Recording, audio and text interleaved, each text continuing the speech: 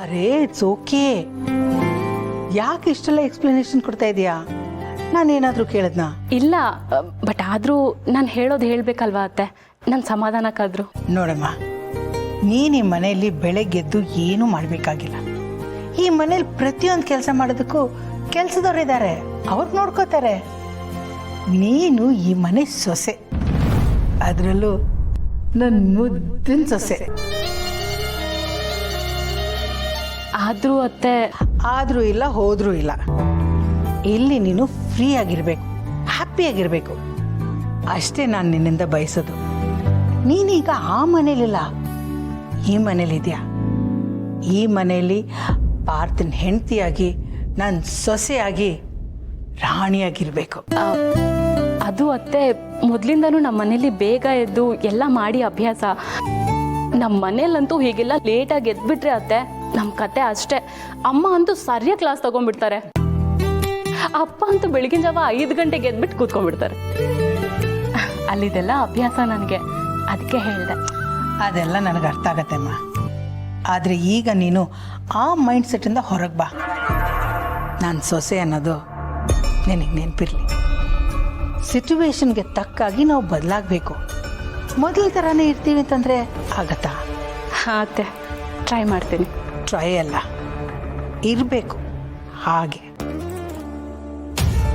ಅದೇ ನನ್ನ ಆಸೆ. ಥ್ಯಾಂಕ್ ಯು ಅತ್ತೆ.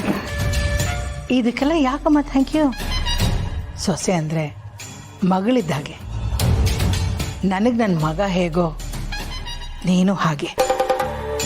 ನೋಡಪೇಕ್ಷ, ಮನುಷ್ಯರಲ್ಲಿ 3 ಥರ ಕ್ಯಾಟಗರಿ ಇರ್ತಾರೆ.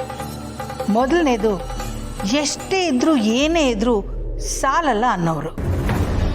ಎರಡನೇ ಕ್ಯಾಟಗರಿ, ಏನಿದ್ರೂ ಸಾಕು ಅನ್ನೋ ಕ್ಯಾಟಗರಿ. ಇನ್ನು 3ನೇ ಕ್ಯಾಟಗರಿ ಹೇಗೆ ಅಂದರೆ, ಈ ಸಾಕು ಬೇಕು ಅನ್ನೋದೆಲ್ಲ ಬಿಟ್ಟು ಏನಿದೆಯೋ ಅದನ್ನು ಮನಸಾರೆ ಅನುಭವಿಸೋದು. ಲೈಫನ್ನು ತುಂಬ ದೊಡ್ಡದಾಗಿ ಸೆಲೆಬ್ರೇಟ್ ಮಾಡೋನು.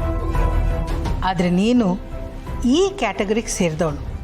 ಒಂದು ಕಲ್ಲು ಕೊಟ್ಟರು ಅದನ್ನು ಡೈಮಂಡ್ ಮಾಡೋ ತಾಕತ್ತಿರೋಳು.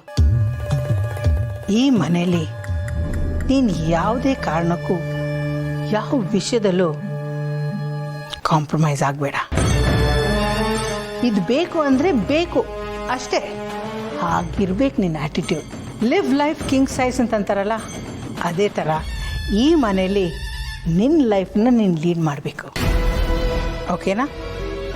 ಹಾಗೆ ಇರ್ತೀಯಲ್ವಾ? ಹಾಂ ಅತ್ತೆ, ಇನ್ಮೇಲೆ ನೀವು ಹೇಳ್ದಾಗೆ ಇರ್ತೀನಿ. Good girl. ಹಲೋ ರಜಾ, ನಾವು ಅದು ಯಾರು ಹೇಳೋ ಅಂತ ಕೇಳ್ತಾನೆ ಇದ್ದೀವಿ. ನೀನು ಬಾಯೇ ಬಿಡ್ತಾ ಇಲ್ವಲ್ಲೋ. ನೀನು ನೋಡಿದ್ರೆ ಅಯ್ಯೋ ಪಾಪ ಅನ್ಸುತ್ತೆ. ಚಿಲ್ಲರೆ ಕಾಸು ಆಸೆ ಬಿದ್ದು ಬಂದು ನಮ್ಮ ಹತ್ರ ತಗ್ಲಾಕೊಂಬಿಟ್ಟಿದ್ಯಲ್ಲೋ. ನೋಡೋ, ಈಗಲೂ ಟೈಮ್ ಇದೆ. ಸತ್ಯ ಏನು ಅಂತ ಹೇಳ್ಬಿಡು, ಒಪ್ಕೊಂಬಿಡೋ. ಸುಮ್ಮನೆ ರಗಳೇ ಇಲ್ಲ ಯಾಕಪ್ಪ? ಎಲ್ಲೋ ಹೋಗೋ ಇರುವೆನ್ ತಗೊಂಬಂದು ಮೈ ಮೇಲೆ ಬಿಟ್ಕೋತಾ ಇದ್ಯಾ ನೀನು. ನೋಡ, ಪೊಲೀಸು ಗೀಲೀಸು ಅಂತ ಹೋದ್ರೆ ಗೊತ್ತಲ್ಲ, ಹಾಂ, ನಿನಗೆ ಫ್ಯೂಚರ್ ಇಲ್ದಂಗೆ ಆಗ್ಬಿಡುತ್ತೆ. ನಿನ್ನ ಲೈಫು ಡೆಡ್ ಎಂಡ್ಗೆ ಹೋಗಿ ನಿಂತ್ಕೊಂಡ್ಬಿಡುತ್ತೆ. ನೋಡೋಕ್ಕೆ ನಮ್ಮ ಸಂಬಂಧಿಕರ ಮಗ ಕಂಡಂಗೆ ಕಾಣ್ತೀಯ. ಹೆಂಡತಿ ಮಕ್ಕಳ ಬಗ್ಗೆ ಸ್ವಲ್ಪ ಯೋಚನೆ ಮಾಡ. ಗಿಣಿಗೆ ಹೇಳ್ದಂಗೆ ಹೇಳ್ತಾ ಇದ್ದೀನಿ. ಅದ್ಯಾರು ಅಂತ ಹೇಳ ರಜಾ. ಒಳ್ಳೆ ಮಾತದ ಬಗ್ಗೆ ಮಗ ಅಲ್ಲ ಇವನು. ಪೊಲೀಸವ್ರಿಗೆ ಹೇಳ್ಬಿಡೋಣಲ್ವಾ? ಹೇಳಿದ್ರೆ ನನಗೇನು ಸಮಸ್ಯೆ ಆಗಲ್ಲ ತಾನೆ?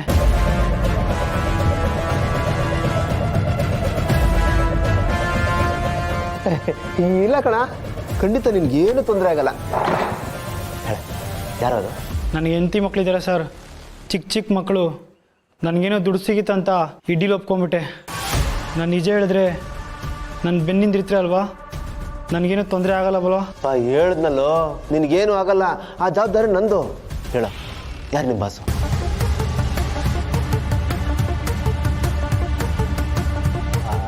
ಇದು ನೀವಿಬ್ರು ಊಟ ಮಾಡ್ಕೊಂಬನ್ನಿ ಹೋಗಿ. ಹಾಂ ಹಾಂ ಹಾಂ, ಇವಾಗ ಹೇಳಿ, ಯಾರು? ಸರ್, ನಾನು ಹೇಳಿದ್ರೆ ನೀವು ನಂಬ್ತಿರೋ ಇಲ್ಲ ಗೊತ್ತಿಲ್ಲ. ಅದು ನಂಬೋದು ಬಿಡೋದು ಆಮೇಲೆ ನೋಡೋಣ. ಅದು ಯಾರು ಅಂತ ಹೇಳಪ್ಪ. ಇದನ್ನೆಲ್ಲ ಮಾಡಿಸಿದ್ದು ಬೇರೆ ಯಾರೂ ಅಲ್ಲ ಸರ್, ಗೌತಮ್ ಸರ್ ದಮ್ಮ ಜಯದೇವ್ ಸರ್.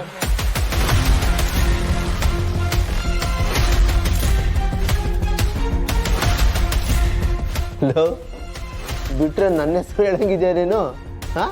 ಇಲ್ಲ ಸರ್, ನನ್ನ ಮಕ್ಕಳ ಮೇಲೆ ನಾಳೆ ಮಾಡಿ ಹೇಳ್ತಾ ಇದ್ದೀನಿ, ಇದನ್ನೆಲ್ಲ ಮಾಡಿಸಿದ್ದು ಜಯದೇವ್ ಸರ್. ಏಯ್, ಏನು ಹೇಳ್ತಾ ಇದ್ಯಾ ನೀನು? ಅಲ್ವೋ, ಈ ಕೆಲಸ ಮಾಡಿಸಿದ್ರೆ ಅವ್ರಿಗೇನೋ ಲಾಭ ಇದೆ? ಅದೇನೋ ಫ್ಯಾಮಿಲಿ ಮ್ಯಾಟ್ರ್ ಅಂತೆ. ಜಯದೇವ್ ಸರ್ಗೆ ಆ ಹುಡುಗಿ ಅವ್ರ ತಮ್ಮನ್ನ ಮದುವೆ ಆಗೋದು ಇಷ್ಟ ಇರಲಿಲ್ವಂತೆ. ಅದಕ್ಕೆ ಈ ಮದುವೆ ನಿಲ್ಲಿಸ್ಬೇಕು, ಆ ಹುಡುಗಿನ ಮುಗಿಸ್ಬಿಡಿ ಅಂತ ನಮಗೆ ಸುಪಾರಿ ಕೊಟ್ಟರು. ಇದ್ರ ಹಿಂದೆ ಇಷ್ಟೆಲ್ಲ ವಿಷಯ ಇದೆಯಾ? ಹೌದು, ಇದು ನಿನಗೇನು ಗೊತ್ತಾಯ್ತು? ಅವರೇ ಹೇಳಿದ್ದು ಸರ್. ಅಷ್ಟೇ ಅಲ್ಲ, ಈ ಕೆಲಸನ ಮಾಡಿ ಮುಗಿಸಿದ್ರೆ ನಿಮ್ಮ ಲೈಫ್ನ ಸೆಟ್ಲ್ ಮಾಡ್ತೀನಿ ಅಂದರು ಸರ್. ಆ ಆಸೆಗೆ ಈ ಕೆಲಸಕ್ಕೆ ಮುಂದಾಗ್ಬಿಟ್ಟೆ ಸರ್. ನಾನು ಕ್ಷಮಿಸ್ಬಿಡಿ ಸರ್.